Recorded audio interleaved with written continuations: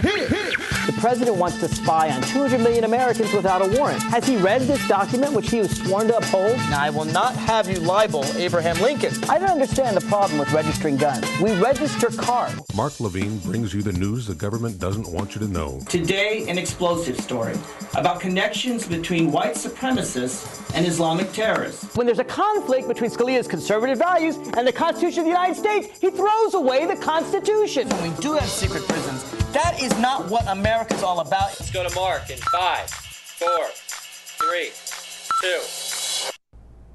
Good evening. I'm not Mark Levine. I'm Matt Robbins. I'm his conservative co-host sometimes when Mark's good enough to have me on. Mark is 2 or so minutes away. He'll be joining us momentarily. We've got a host of issues to discuss tonight, including the Edward Snowden affair, of course, the al-Qaeda attacks, or threats of attack rather, on the embassies, all sorts of things like that. So I look forward to a nice show tonight. Once Mark gets here, we'll be in the thick of things. But as usual, I am sort of left here to tell you my point of view on most of these things. We're waiting for, I really don't know what to say, guys. I'm sorry.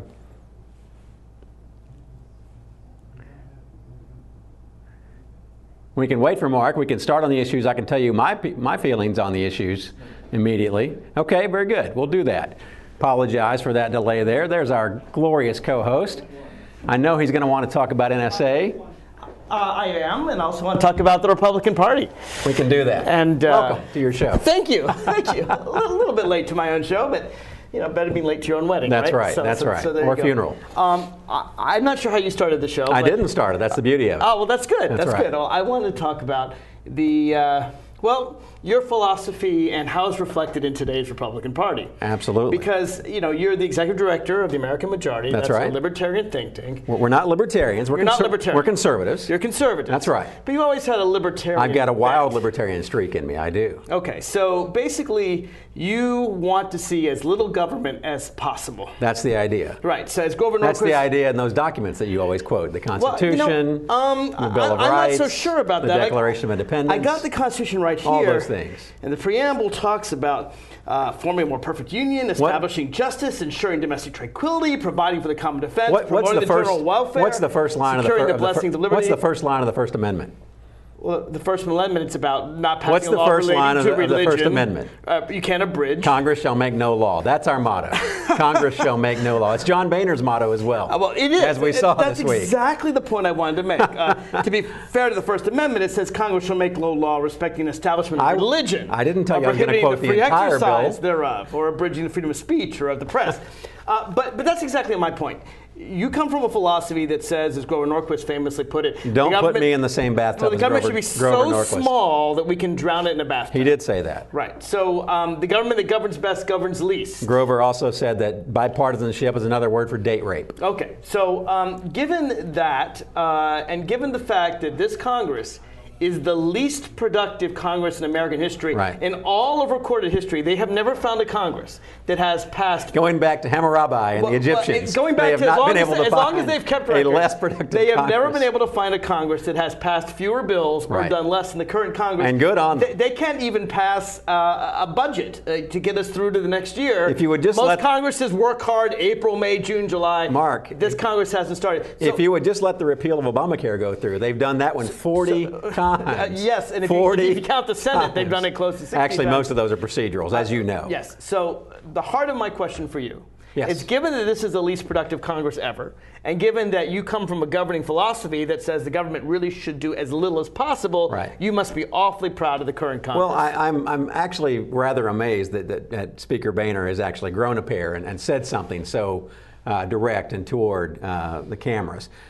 You have to look back to 2010 when the Tea Party formed and sent those new individuals.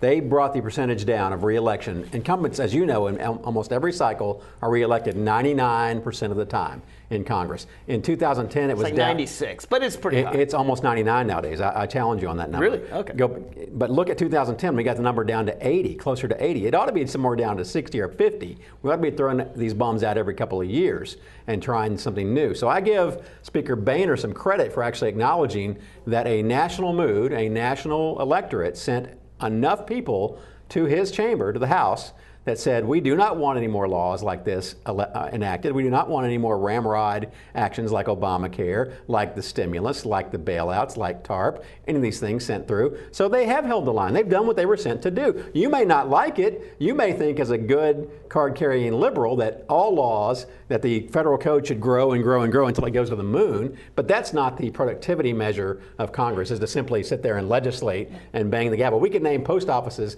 and stretches of highway, that's pretty Memorial much, Highway, and all day that's long. Pretty much all this Congress has done. There's no rule that says we have to make more laws. First of all, just to challenge your idea that this is what the people want. Sure. Okay. Congress also has probably the lowest approval rating ever. It's below the teens, yeah. Last I saw, it was in single digits, which has got to be a record. It's at 9% Again, that approved going back. of the current Congress. I don't know that there's a lower Congress in American history. I haven't checked that. But sometimes within the margin of error, it gets as high as 13, 14%. There you go. So there you go. All right. But to deal much like unemployment. To deal with your question about the people wanted this, I don't think I need to remind you that the majority of the American people that voted for Congress in 2012 in the House of Representatives voted for Democrats. A minority voted for Republicans. But because of the way they drew the district lines, the Republicans have understood that if you let the people vote, maybe only 80% of incumbents will be reelected. But if you draw district lines and very carefully and protect your district, Republicans gerrymander. Then, well, let's just say they're a lot better at it than we are because the Democrats won the elections of 2012, and yet the Republicans are still in control. So, well, that's thanks to the census you're not very and good, the ability to redistrict. You're not very good at appealing to the American people. The rules are but you are very good at drawing those lines. The and rules I got to give you preset. credit for that. And if you want to play by the rules, if you want to throw the rules out halfway through the game, you can. But if you want to play by I want to throw rules, gerrymandered rules out. Absolutely. Well, if we can say Iowa and California don't have them, and I'd make that 50 states. If we can say that it'll happen in 2020, no matter who's in control, I'll shake your hand and do it today. Let's do it. Let's get rid of gerrymandering. Absolutely. Let's let the people decide. If we can do it blind, I'm happy to do it. You can the way Iowa does it, for example, they communities of interest, and Iowa has very competitive elections. But to let one party do it and then all of a sudden say, well, we don't like the outcome, so let's change this midstream. I think the people should decide, and I think when the majority of people vote for a Democratic House of Representatives, they should get the speaker the majority of the American people want, namely Nancy Pelosi, not John Boehner. I don't think a majority of Americans want Nancy Pelosi as speaker. That's how they voted in 2012. I think that's an indirect coattail effect. So in any case, a minority controls the House of Representatives. That's right. And through the power of that minority, 1/3 of the branches of government are controlled by the Republican Party, and we are the enemy. You can't do anything and because of that. us. No, and because of that, y'all have done very, very good at what you do best: shutting the government down, obstructing the government, making sure that government can't work. Well, that's the plan. That's the plan, right? Has there been one yet? Come September, October. So have we shut down the government yet? Isn't that your plan? Yeah, it's not my plan. Senator Ted Cruz says that's his plan. Senator Ted Cruz is not the minority leader. He may not be, but there seems to be a lot of Tea Party people that are saying they need to shut. So here's my question: since you are a libertarian, since you are conservative, we are with a libertarian bent, absolutely, and since you believe in as little government as possible, we do. Aren't you in favor of shutting the government down? It depends on what you mean. I'll quote Clinton. It depends on what the meaning of is. If you want to shut down the government, have no funding for anything. That's not what a government shutdown is generally interpreted to be in the modern context. There's been no budgets, I believe, passed on any of the branches of government. That's a record. Usually they get at least the agricultural bill out, but nope, not this year. Well, they tried. Usually they get the defense bill out. They put a version of the ag bill. Not this year. They put a version of the ag bill through, but your side didn't like it. As you know, the one that ended food stamps. The one that ended food stamps. 47 million Americans on food stamps is not enough. The one that ended in the Obama that would have zero food stamps. So we have to the one that would have massive hungry Americans in roving bands, like in Sharknado, when they're out looking for some kind of quote. I have arrived. Looking to eat hungry people because of an apocalypse. That's the like country a Cormac McCarthy novel. I love it. That's the country that you No Country for Old Men, right? That's true. But so isn't the end of government at heart the goal of the end of your bad philosophy? Government, the end of all-knowing, overflowing government. It cracks most Americans up. This majority you speak of, this common sense, Main Street, Middle America you speak of so often in the Democrat Party. Democratic Party. Democratic. Democratic Party. I'm sorry. We have the right to name our party. You have the right to name your party. We'll call you names in private. Otherwise, we'll call you the Repub, which is also incorrect. Most Americans find it absurd that there is a category of government worker called non-essential, and that those can be furloughed and those can be sent home and those can be told to stay at home during weather emergencies or during other, so-called emergencies. The question most Americans have is, what in God's name are those non-essential employees doing in their offices in the first place? Let's talk and about they what number they're in the doing. hundreds of thousands. Let's talk about what and they're doing. unionized, They're which is a huge part of your party, so they can't be removed. They're making sure that people who apply for Social Security get Social Security. Okay, every one of those bureaucrats is doing that. No, they're also they work in Medicare to make sure that. See, and this is what you do. You go for the emotional heart. You go for the straw man argument. That's what does a government employee do? Of thousands of government employees. There's a bunch of them in the Pentagon, which your party supports. I will get the meat cleaver out there too, Mark. All right. I support sequester. But there are government employees that are analyzing where the best interstate highways go to should lunch, be, analyzing what they're going to have for dinner, analyzing where they're going to live in Loudoun County. Given that the most affluent counties in America, circling the United States government, circling the Beltway here in Northern Virginia. Is that a coincidence? Some of them are. There are other affluent, top three are right affluent counties in Fairfax, America. Loudoun, and Arlington, the top three. There you go. There's a good case for government employment right here in Northern Virginia. I tell you. Screw the rest of the country. Look, government actually has cut. We have the lowest non-discretionary spending that we've had in decades under President Obama. Under the sequester deal that he didn't want to go into and got dragged kicking and screaming after he tried to play chicken. Which you folks support. After he tried to play chicken. So let's talk about something very specific that just passed in Congress, and we may have to go into the next segment. It has to do with the transportation bill. Yes. So infrastructure spending way back in the long ago days of 2010. Okay, 3 years ago. I thought you were going to quote Eisenhower. No. 3 years ago, infrastructure spending was $66 billion or so. Okay. The Republican leadership, John Boehner, put forward a plan to leadership, because they don't lead much, and I'll grant you that. Put forward a plan to cut that to $44 billion. Basically, take out 1/3 of all spending on retrofitting bridges and building highways and getting us out of traffic jams and giving us modern airports and modern trains. To cut 1/3 of it, talk about a meat cleaver. Right. And the Republican Party, the Republican Party couldn't get enough votes to pass a 1/3 cut. So now we have zero spending, at least if nothing happens in September, October, which I don't know if it will, on anything dealing with transportation. As someone who got stuck in traffic on the way out here, I can tell you that's the Republicans' fault. It is. I can tell you we need more infrastructure spending. So we're going to take a break. When we come back, I want you to... Clearly, we want people to die. I want you to defend why the United States of America... I'm surprised we're not out there blowing up the bridges ourselves. Is falling behind Canada, Western Europe, Japan, and even China, whose train just went off the rails as basic and killed everybody. That's why they need better infrastructure too. Folks, if you want to call in and join this debate, you can. Just pick up the phone and dial 571-749-1160. This is firstgov.gov, where we're obsessed with getting you government information. Brand new student loan applications on the site, baby. This calls for a celebration. Where's your uncle? So in the end, it was either take the astronaut gig or come work here. What can I say? Duty called. Dude, that's my cop. Oh, sorry. Yeah. No, I'm pretty sure that's Sam's cop. Oh, sorry? Yeah. No. Sam's? No. Just log on or email us and get what you need. C, change of address form. That's how it's done. D, driver's license renewal. E, emailing Social Security information. Yeah. Okay. Yeah. Nice, we'll allow it. All right, Ed. What are those? Government surplus cars for auction. You posted those online last time. No, you did. I'm posting them online this time. For all your government information, firstgov.gov.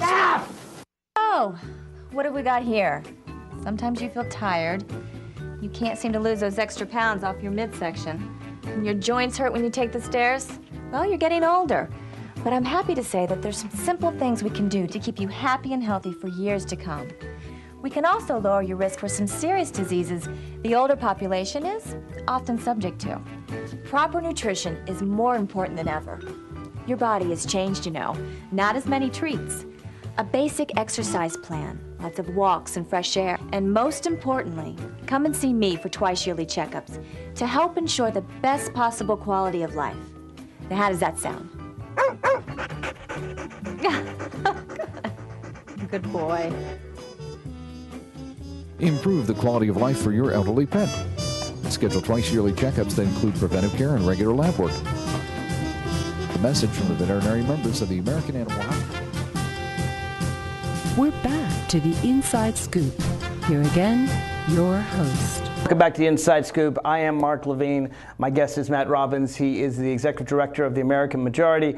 I love having Matt on the show. He's a very nice guy. We just disagree all the time, and that's actually one of the reasons why I like to have him on the show. So as far as I can tell, Matt, yes, the current do-nothing Congress with the lowest approval rating, it appears in American history. I haven't checked that, but it's close. Right. But I do know it's the do-nothingest Congress. It's actually more do-nothing than the do-nothing Congress that Harry Truman complained about. So you'd have to be do-nothingest. It's the do-nothingest. Yes. It is the do-nothingest Congress. It has not passed a single budget bill, and in fact, the Tea Party wing of your party, the Republican Party, which appears to be the tail that wags the dog. I mean, I should say the dog that wags the tail, because they seem to be the majority of your party, want to shut down the government entirely if President Obama will not rescind Obamacare. That's not the case. I got news for you, Matt. He's not going to do it. That's not the case. Well, okay. Ted Cruz talks about that. They're talking about stripping. Even Paul Ryan talks about that. They're talking about defunding Obamacare. But they can't. Okay. You know the way that Obamacare works. I know the way it's supposed to work. I also know the imperial executive fiats that Obama has now made not once but twice. Once in the case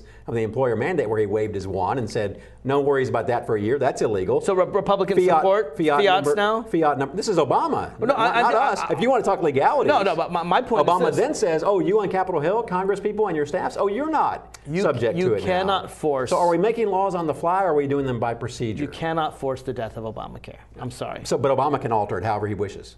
Well, President Obama, by as the executive, has the power to issue executive orders. I thought it was a congressional bill that was passed in committees and reconciliation many congressional and bills conference. Give authorities to the executive. Is that written in this bill? I don't know. I had to pass over to see what was in it. I didn't get a chance to read it first. My point is this. Obamacare is not going anywhere. I agree. Okay. So this plan But if Obama can strip certain parts of it, then they can defund certain parts of it. This plan to shut down the government. They have the power of the purse, Mark. You know that better than I do. You were a creature of capital. Oh, they have the power to shut down the government. No. They have the power to strip funding for that bill. They do, for the implementation of that bill. You see, but whether or not it results in other things. But to do that, the House has to pass the bill, and then the Senate has to pass the bill, and the President has to sign the bill. I would love to see or he can veto it, and if he vetoes it, it requires 2/3. I would love to see. I think it's safe to say that that's never going to happen. And I would dare say your President has raised the stakes on this to the point where we are now. Okay, so since that's never going to happen, is it really wise for all these members of Congress from the Tea Party wing of the party to go home to rural Alabama and tell people they're always Southern? There's also rural Nebraska as well, and Michigan, just an homage. Well, Michigan, has it depends on how you redistrict it.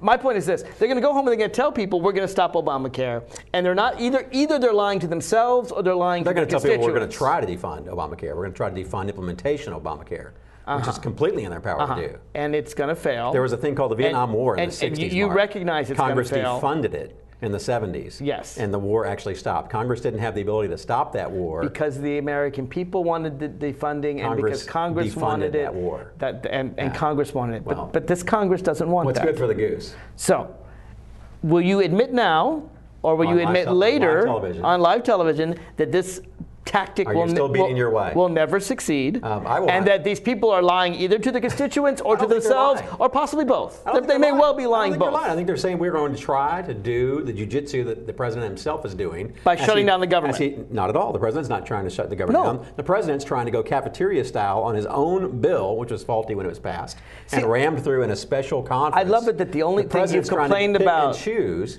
And so when we do it, suddenly it's completely off limits. So far, the only just like gerrymandering. So far, the only thing you've complained about Obamacare is that the President Obama is delaying its implementation. I can understand some on the left complaining about that, but for you to complain about that seems a little disingenuous. If it's such a great bill, why didn't he let it kick in before 2012? I would not. If it's such a great bill, why isn't he letting it kick in before 2014? I would not have delayed implementation. It's going to cost his party. That wasn't my decision. Complete control of both houses. Given that your party, he's not a bad campaigner, he's a bad implementer. Given that yet your party makes it so hard to have anyone appointed by filibustering all the candidates. That's the bottleneck of Obamacare. That is a bottleneck.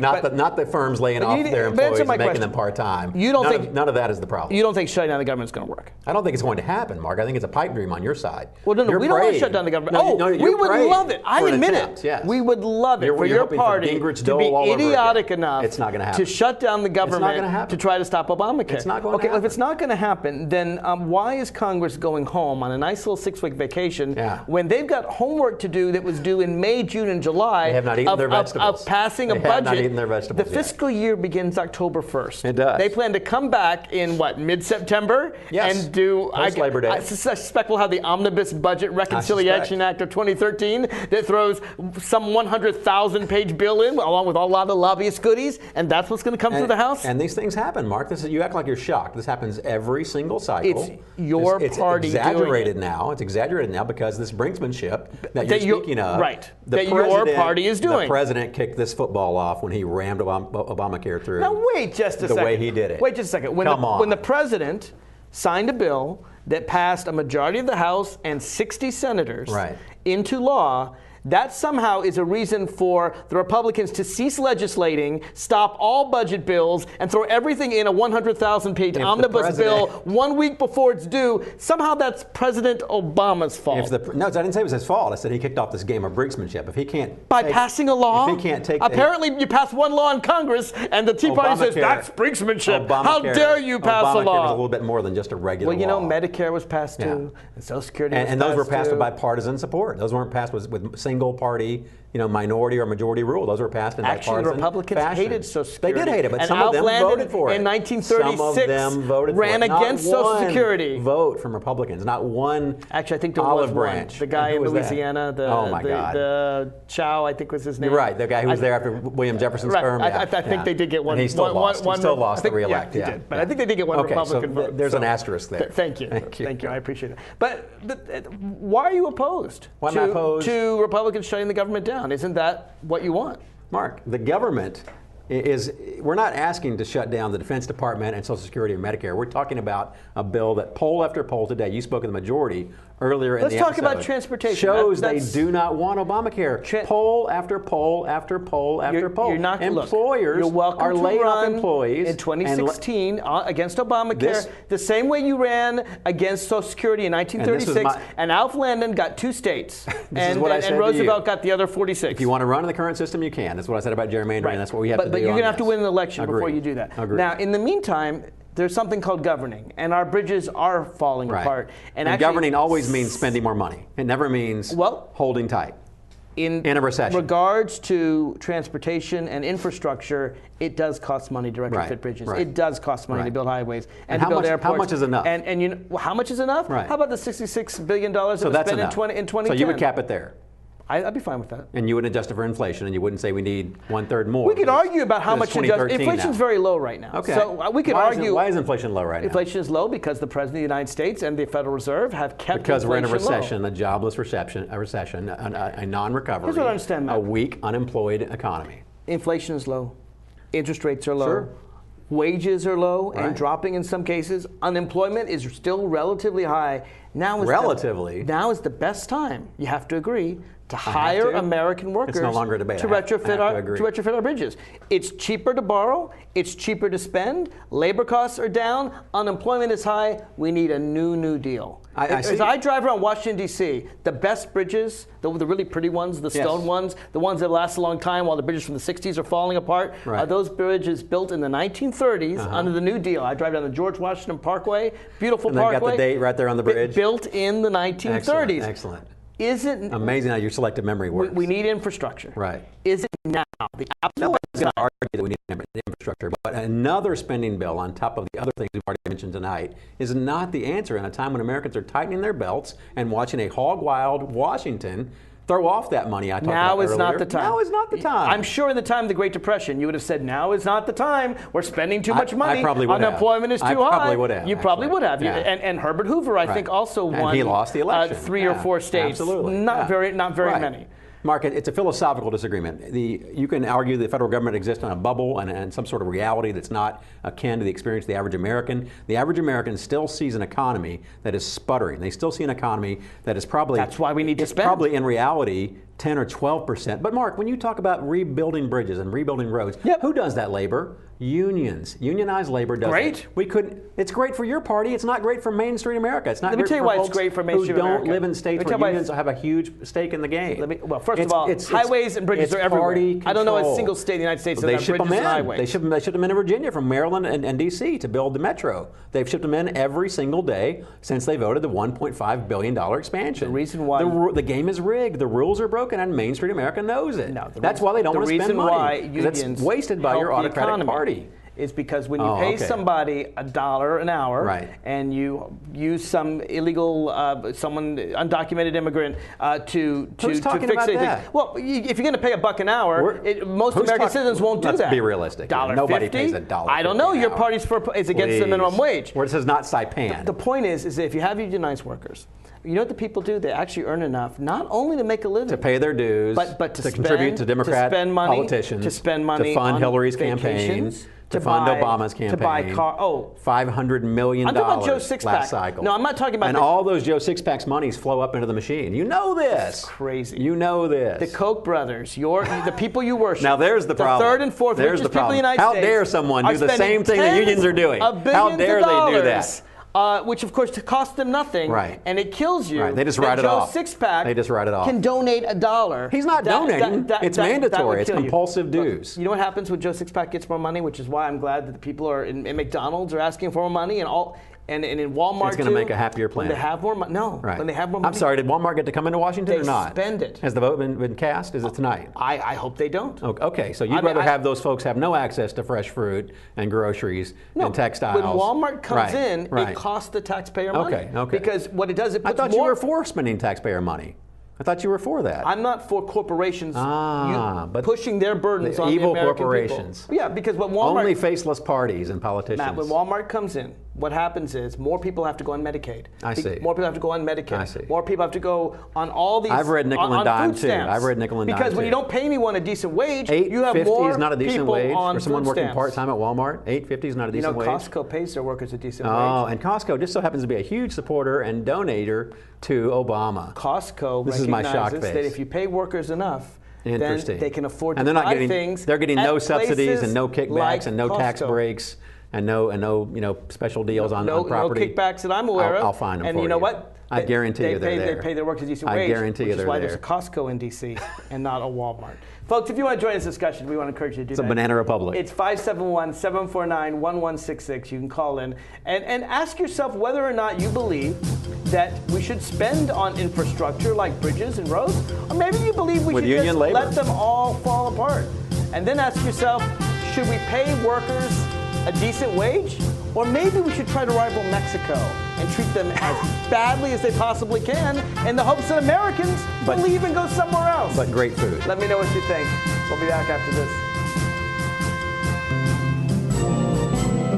Too many women get hit by their boyfriends and husbands. Too many women are pressured into having unprotected sex. Half of the people in the world living with AIDS are women. It doesn't have to be this way. Together, we can change this reality. Let's strive for a world free of violence.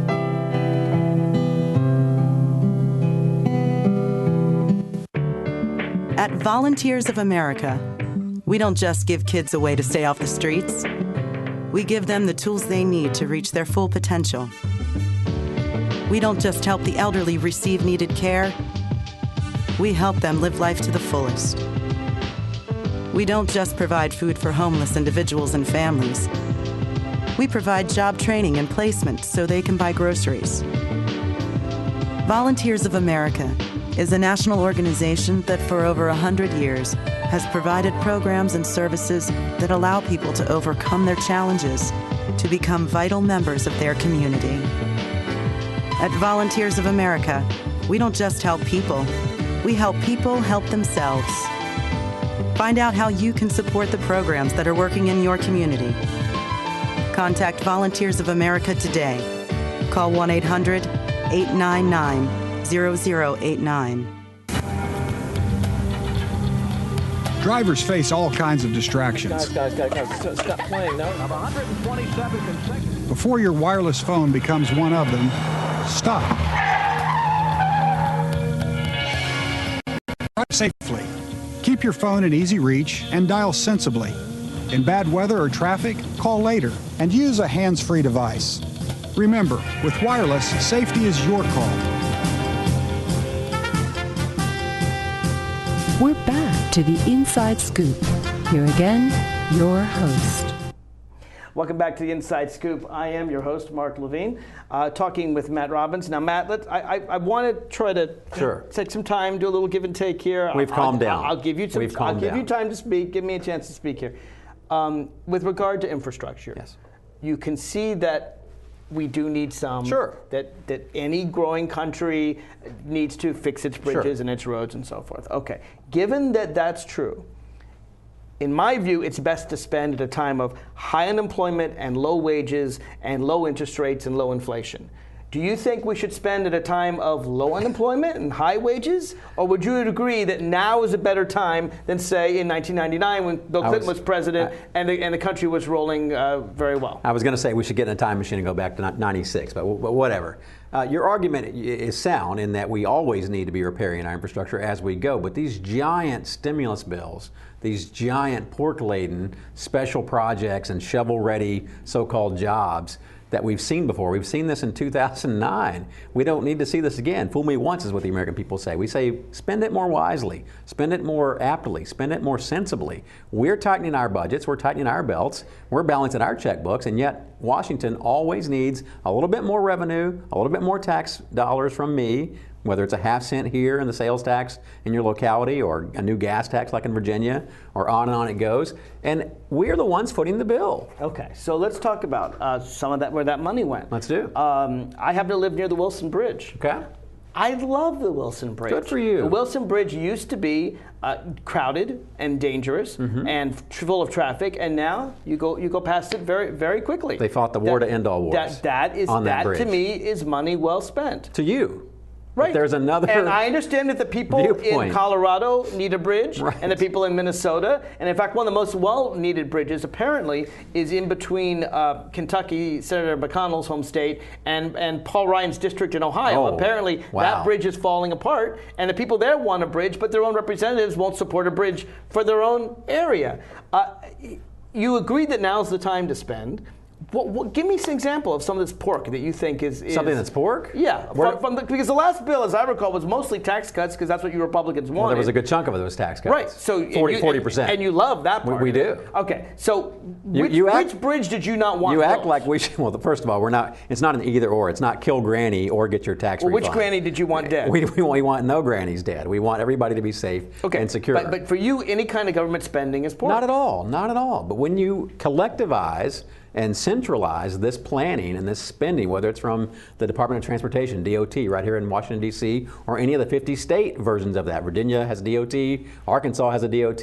When you centralize, bureaucratize, unionize all these monies. You're against state highways? You're against interstate highways? Eisenhower is a hero of mine. But Eisenhower put forward all those terrible highways with the blue and red signs. They get us very fast from one place to another. That was centralized socialist bureaucracy, wasn't it? That was a very loosely guided a nationwide project that was couched in defense, and that was before federal employees and their subcontractors. It was before federal employees and their contractors could be unionized. It was pre-1963. Really, you're arguing that John F. Kennedy allowing that to happen. Your goal is basically to take middle-class Americans and pay them less. Not at all. That middle-class Americans, lower middle-class Americans, the guys working in that 100-degree heat with all that tar because that we someone's see got out a gun there, to his head. You think they need to half their wages? I never said any of these words. You're putting all this in my mouth. No, but if you don't want them to be in unions, when you're talking you're going to have to cut when their you're talking wages. about the modern face of unions today, something that Samuel Gompers, George Meany, FDR, JFK would have been against, this federal unionization of employees and subcontractors, they would have been against it. When you're talking about wages like that and fraud and corruption and abuse on that level, and monies that flow into one side of the political equation only, hell yes, I'm against it. I'm not for cutting wages. Your main argument against unions Look at the dullest toll road. Is that unions support Not fair at all. wages? Not at all. And they do it in the political system. Not at all. Since the Republicans want to cut wages, the Democrats want to raise wages. Unions support the people who want to raise their wages, and people should never support. I drove here. Industrialists should give lots of money to the party that gives them massive corporate subsidies, but working class people should never support people who want to increase working class wages. There's a thing called the free market. I'm going to give you my copy of Adam Smith. You can read that. You know what Adam Smith said? What did he say? Adam Smith. I know lots of things he said. The founder of the Invisible Hand said in The Wealth of Nations, 1776, he talked about the need for government regulation to ensure a free and fair market.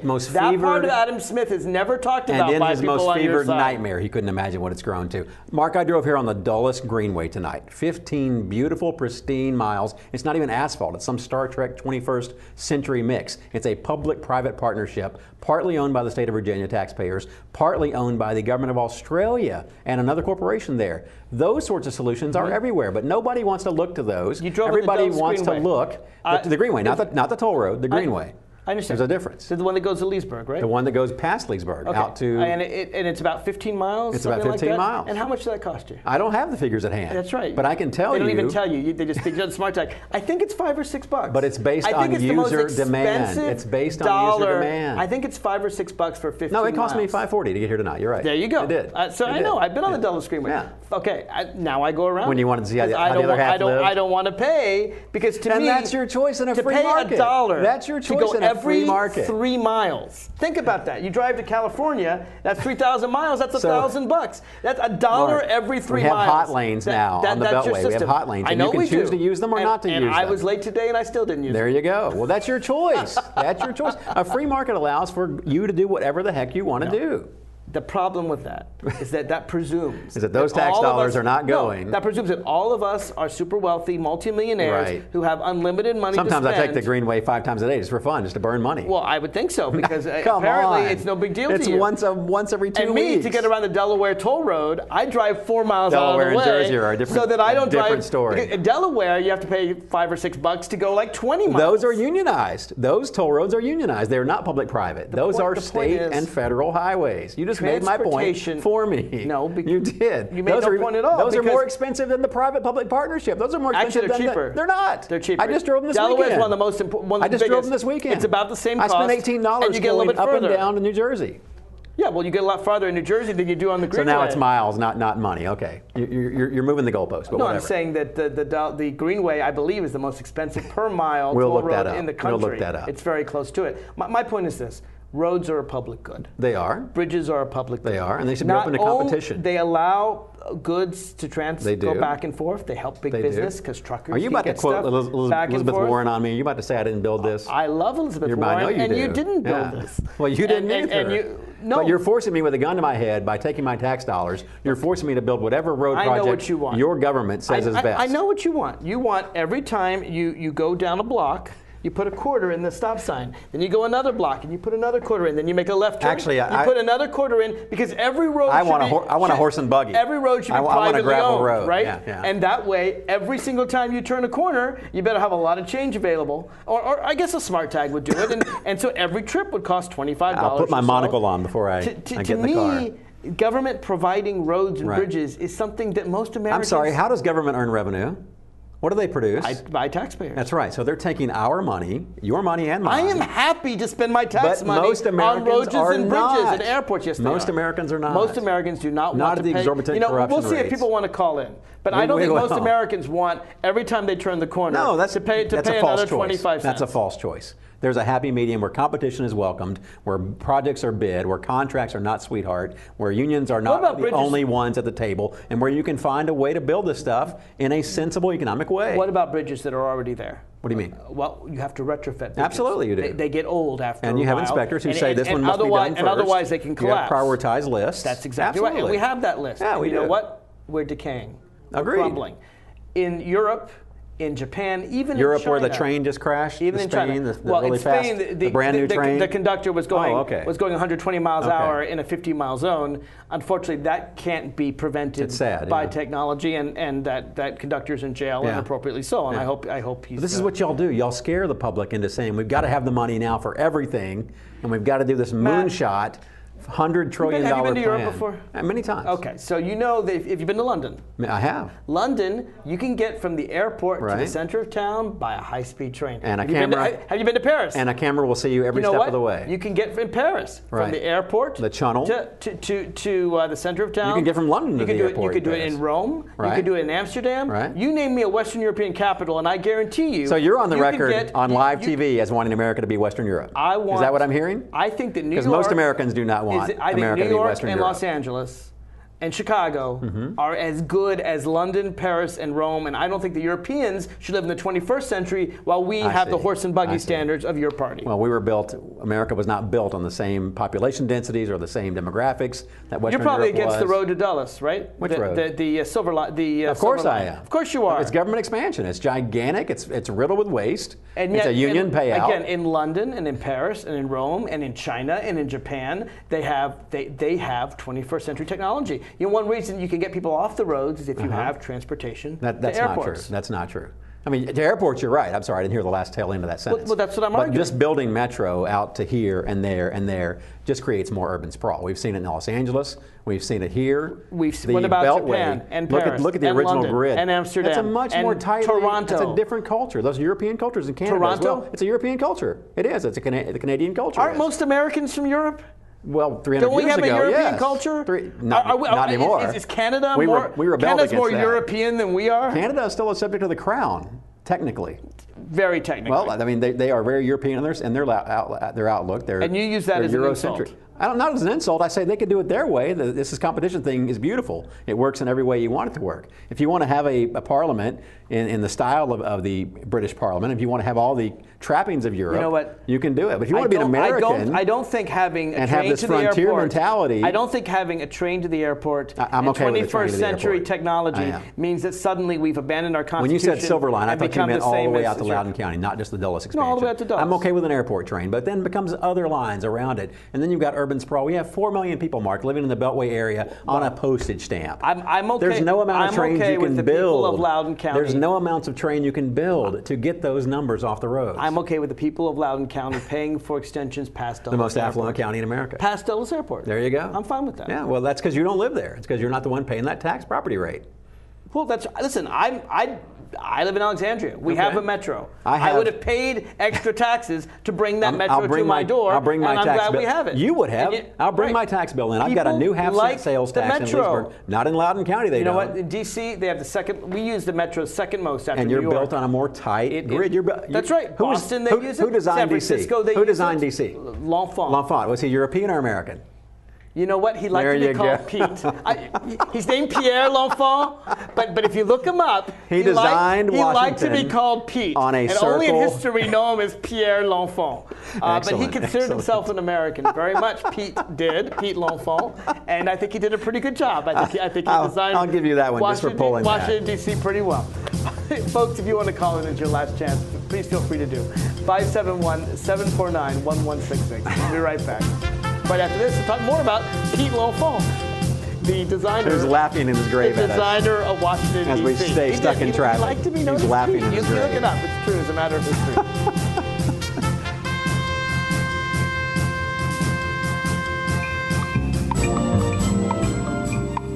Around the world, 1 out of every 3 women will be beaten or otherwise abused in their lifetime, often by a family member or loved one. A future free from violence. It's all she's ever wished for.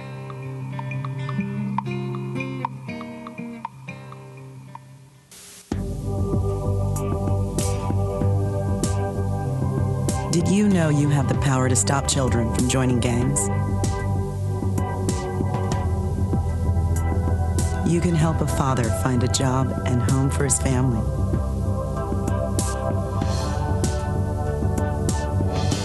You can assist a woman who can't afford the medicine she needs to live and the home she can't live without. You can choose to make a difference in our community. Support Volunteers of America, and you can help improve the lives of nearly 2 million Americans each year. with programs and services that help individuals and families overcome their challenges to become as independent as possible. Support the programs that are working in our community. Contact Volunteers of America today. Call 1-800-899-0089. For some folks, saving for the future is easy, but for you, it might take a little more effort. Saving for your future is your responsibility, and there's a lot to save for. I never thought of that.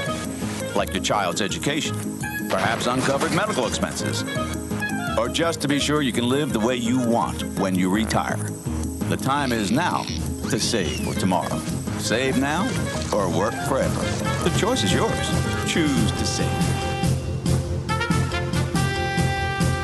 We're back to the Inside Scoop.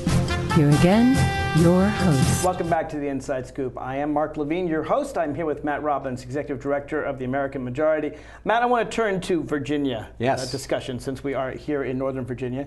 And the Republican governor, who seems to think that it's just fine to take bribes as long as you can find some kind of technical loophole. So there was no specific law in Virginia about paying for your daughter's wedding. Or even you can buy the governor a Rolex, which he's normally supposed to declare, but no, it was given to his wife as a gift to him. And the $170,000 were just loans to corporations controlled entirely by the governor and his wife.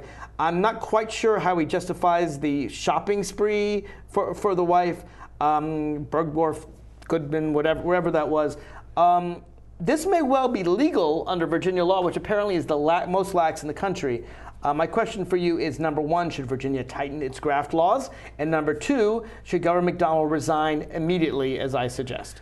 Well, first of all, there's no such thing as legal graft, not even in Virginia. The things that happened, the shopping sprees, the gifts to family members, the gifts indirectly to himself, are illegal, and they are illegal not only because they are graft, but also because they were not disclosed. Virginia's very laissez-faire laws about campaign finance are simple: unlimited donations, full disclosure. But Governor McDonnell argues that he didn't have to disclose because it went to his wife and his daughter and his corporation, but not directly to him. Even the Rolex watch, he said, went to his wife, who then gave it to him. Right. That's why he wears it instead of her. Right. No, look, I will not defend Bob McDonnell. I have defended Bob McDonnell in years past. Bob McDonnell has been a conservative champion until doing such things as transportation bills and metro expansion in the past year and a half. This is about politics. This is about corruption. I'm talking on all levels. I think he has left the reservation. So Bob McDonnell, I think, will probably resign, probably in a slow news month like August. He's going to resign in the next few weeks. Most likely, in order to avoid prosecution and get a deal. Here's the thing. I don't know that he resigning avoids prosecution. No, it'll be a plea deal. I mean, if he steps down, they won't prosecute.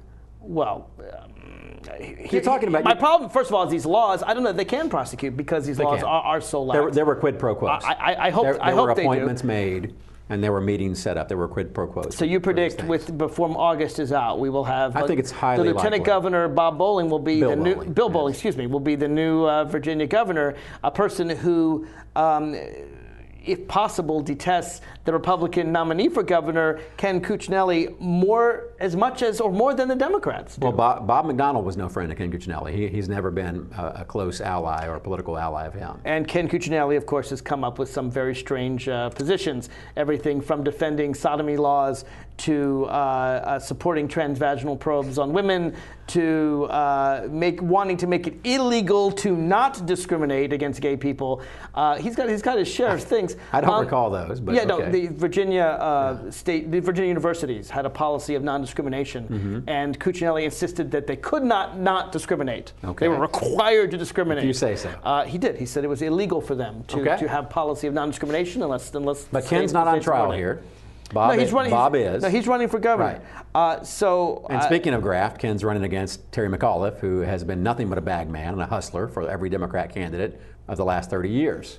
Terry McAuliffe is a political campaign manager. So right. it's his Who's job been charged to with raise corruption money and fraud. Well, first of all, companies have been charged with corruption. First of all, and fraud. The SEC action is I love this. It's illegal. The shoe never feels quite so good. It's illegal to disclose it. And apparently, Republican Senator Charles Grassley did it for political reasons, and he himself should pay for that. The man is innocent. There's no evidence that any of that's true. And we'll see what happens. But it's also not a criminal case. It's a regulatory case. Agreed, but it reflects on character. Which is very, very, very different.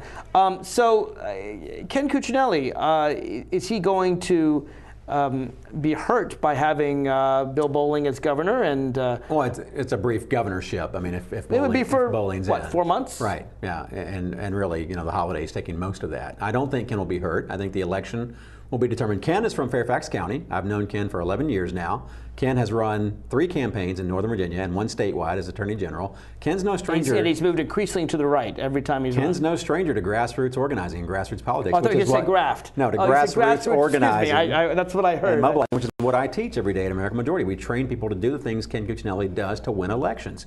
Bill Bolling can sit there and pontificate, and I guess after Labor Day and October until Thanksgiving hits and Christmas hits, and be the moderate of your dreams. And he can sit there and say he's governing Virginia. But here's the point. The truth is, it's not going to hurt Ken. The distinction between Bolling and Cuccinelli in Virginia is a microcosm for the problem of the Republican Party nationwide. I don't see that at all.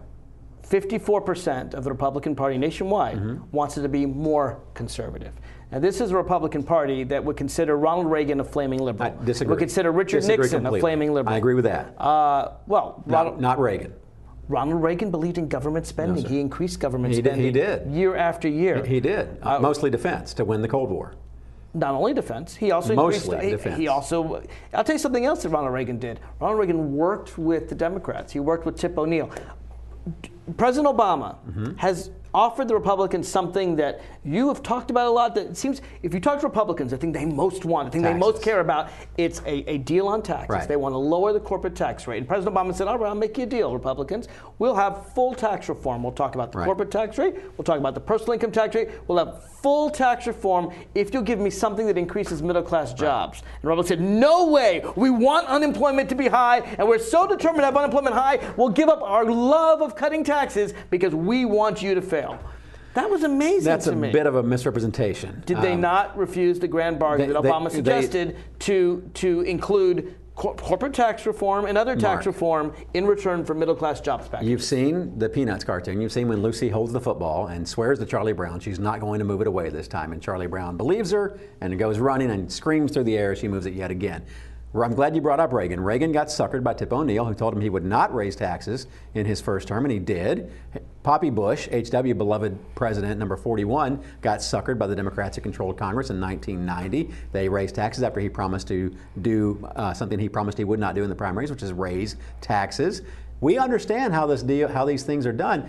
I agree with you. If the deal could be brokered by an arbiter or a third nonpartisan party, and we could be sure one side was going to hold up their end of the deal, hell yes, I would say. Just like all the guys opposed in the primary, I would say I'll take $9 in cuts for $1 in increased spending. But that deal, is never going to go through your party. I had no idea that Ronald Reagan and George W. Bush were benighted idiots. I thought both presidents knew how to read. I thought both of them could actually read a bill or have people read it for them and tell them what it is before they signed it. This idea that, oh my God, the Republicans are going to get snookered. The difference between Lucy and the football and legislation is legislation comes with words. Right. And you can actually read what's written before you sign it. Reagan trusted Tip O'Neill. Lucy did not have a signed contract with Charlie Brown. When she was a psychiatrist for 5 cents, she did. Tip O'Neill Reagan trusted had Tip's a law. handshake and his word. All Ronald Reagan had to do was veto that law. And he did. All George W. Bush had to do was veto that law. You're right. All the Republicans have to do, and what would the if they outcry have don't been? like the deal, is don't pass the deal. So we've come full circle. We've come full circle to a Congress that's not willing to pass the deals that President Obama is trying to shove through the country's throat. You call it and shove. You say I'm talking about compromise. We should do that in retrospect. President it would Obama, be noble to have done that in retrospect, but now it's unseemly. I supported what Reagan and George W. Bush did. That's why I consider them raised taxes. More moderate than the current they Republican Party. My point is this. This is the grand bargain that Republicans say they always wanted. That you said to me when we debate that you wanted. You want full tax reform. Obama says, let's get in a room. Let's let's do tax reform, and I want to combine it with helping Mark, we don't lower trust the unemployment this president. rate. We don't trust this president. You don't trust any Democratic president. That's you didn't not trust it. Bill Clinton. Well, you tried to run him out on he never a had rail. any issues with personal credibility, The did he? president before that was Jimmy Carter. You certainly didn't trust him. We did trust Jimmy Carter. We did. Oh, Republicans ran him out on a rail. Well, they did after, and before him, giving him a chance. Was Lyndon Johnson. Well, you're naming some real Hall of Fame trustworthy men there, Mark. Republicans didn't trust Harry Truman. They were against him. I would trust and they didn't trust Franklin Roosevelt. I would trust Franklin Roosevelt. Woodrow Wilson. We can go back I wouldn't trust Woodrow Wilson. Every Democratic president. Not every. You're generalizing. You're generalizing. I just named all of them in this century. And I carved out some exceptions. There were some good men in that bunch. Which there were ones? some prevaricators like Clinton and LBJ. The Republicans, some philanderers like Clinton and LBJ. Jimmy Carter, FDR. Jimmy Truman. Carter. Now you're praising Jimmy Carter. They were noble men. They were men of character. But the Republicans did their best to not compromise with them one iota and to obstruct their agenda every step of the way. I think Carter got a pass the first couple of years. He did. Carter had a 63 Democratic Senate for a couple of years. Yeah. That's enough to get anything passed without the Republican we Party. talked about playing by the rules you get dealt. The Republicans have done 400 some odd filibusters. Okay. More filibusters just in the Obama term than every single president in every term in all of American history combined. I predicted in 2010, I said it very clearly, I said on this show, that if the Republicans take over, we're going to have gridlock and no government for the next 2 years, and now it's extending into 4 years. That prediction, I'm safe to say, was a correct prediction.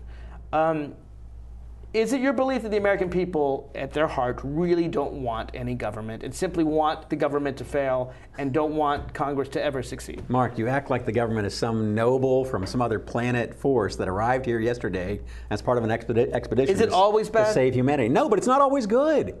Most Americans want government to do very, very little. They want their check from the VA. They want their doctor's visits from Medicaid. They also want their highways. They do, but there's a whole lot of They also want their parks. There's a whole lot of other stuff. They also want clean air and clean water. They don't want. They also want Wall Street regulated so they don't destroy the economy. Can I speak now? They don't want the NSA. They don't want the intelligence community. They don't want the National Geospatial Agency. They don't want the National Reconnaissance Office. They don't want these giant bureaucratic firms eavesdropping, reading every Gmail and hearing every phone call. Then I'll tell you what. They don't. Let's close on agreement.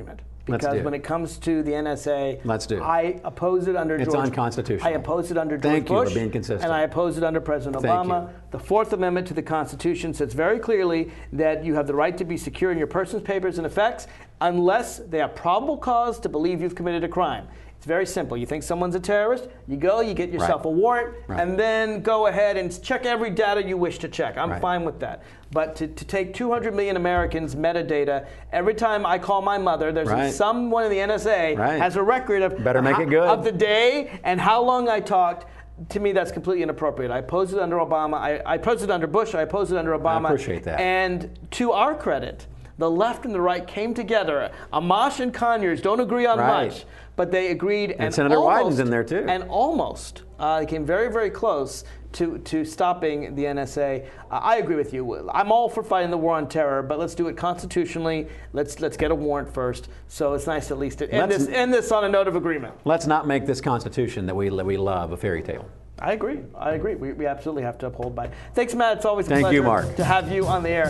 Folks, if you want to know more about Matt, you can go to the to the American Majority. .org. If you want to find out more about me, go to my website, marklevinetalk.com. If you missed any portion of the show, you can see the rest of it there. You can also follow me on Twitter at marklevinetalk. That's MarkLevineTalk. Please don't confuse me with that other guy. I'm on radio all the time. Check it out, and we'll be back for another edition of the Inside Scoop. Thanks again. Thank you.